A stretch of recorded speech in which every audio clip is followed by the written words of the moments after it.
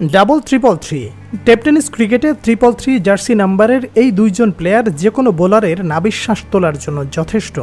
সেই সাথে যদি শুক্কুর জাহিদ একই দলের হয়ে ব্যাটিং নামেন তাহলে বোলারদের কি অবস্থা হয় একবার ভাবুন তো। ভাবার প্রয়োজন নেই, চলুন দেখে নেওয়া যাক ডাবল ট্রিপল থ্রির ব্যাটিং শো। মোগরাপাড়া একতা সংঘের দেয়া 148 রানের সহজ টার্গেটে ব্যাট করতে উইকেটে এসে শুরুটা ভালো করতে পারেনি তালেব। এই ব্যাটার ডিজে রনির শিকার হয়ে ইনিংসের প্রথম ওভারে 0 রানে ফিরতে হয় সাজঘরে। উইকেট নিয়ে রনির চিরচেনা উদযাপন, আর পুরো ম্যাচে এমন উদযাপন এটাই প্রথম, এটাই শেষ। কারণ ততক্ষণে ব্যাপারী একাদশের হয়ে 1-3-3-র সঙ্গ দিতে উইকেটে আসেন আর 1-3-3। এরপর শুরু হয় ছক্কার বৃষ্টি। যেমনটি উপস্থিত দর্শকেরা দেখতে চেয়েছিলেন ঠিক যেন তারই প্রতিফলন ঘটালেন জাহিদ শুক্কুর। দুজনে হাঁকান 17টি ওভার বাউন্ডারি, যার মধ্যে জাহিদের ব্যাট থেকে আসে 12টি। এই ব্যাটারের ব্যাট ছিল বোলারদের উপরে বেশি চওড়া।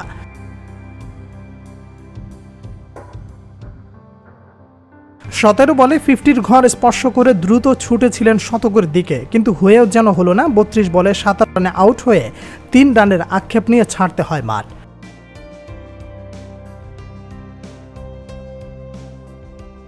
অবশ্য 3 অঙ্কের ম্যাজিক ফিগার স্পর্শ করার আক্ষেপ থাকলেও দ্বিতীয় উইকেট জুটিতে শুক্কুরের সাথে 136 রানের জুটি করে দলের জয়ের পাল্লা ভারী করে তোলেন এই ব্যাটার।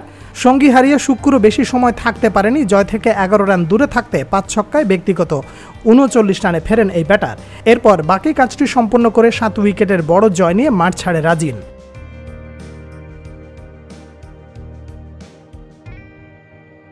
এর আগে টসে পরাজিত হয়ে মোগরাপাড়ার হয়ে ইনিংস সূচনা করেন আশিক রাসেল। দুজনে শুরু থেকে সুমন ও তানভীরকে দেখে শুনে খেলতে থাকেন।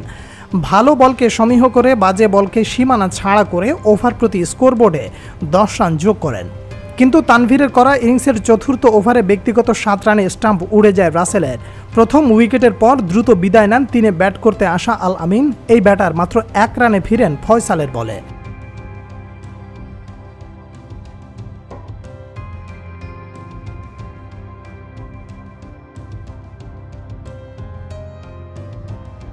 পরপর 2 উইকেট হারালেও 4-এ ব্যাট করতে আসা শাকের আশিকের সাথে জুটি করে তা পুষিয়ে দেওয়ার চেষ্টা করেন, কিন্তু সেই জুটি বড় হতে দেয়নি রানা। 5 ছক্কায় 36 করা আশিককে বিদায় করেন এই বোলার। এরপরের গল্পটা লিখলেন ব্যাপারী একাদশের অলরাউন্ডার আরিফ। এই অলরাউন্ডার 4 ওভার হাত ঘুরিয়ে তুলে নেন 4 উইকেট, সাথে ম্যাচের গুরুত্বপূর্ণ সময় মিঠুকে রান আউট। বলা যায় এই রান আউট ছিল ম্যাচের টার্নিং পয়েন্ট।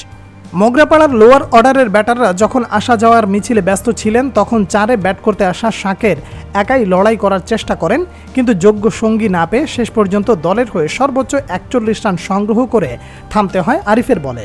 তার এই রানের সুবাদে স্কোরবোর্ডে যোগ হয় 147 রান, যা জয়ের জন্য যথেষ্ট ছিল না। শেষ পর্যন্ত হয়েছেও তাই। 7 উইকেটের পরাজয়ে মোগরাপাড়া একতা সংঘ ছিটকে যায় টুর্নামেন্ট থেকে।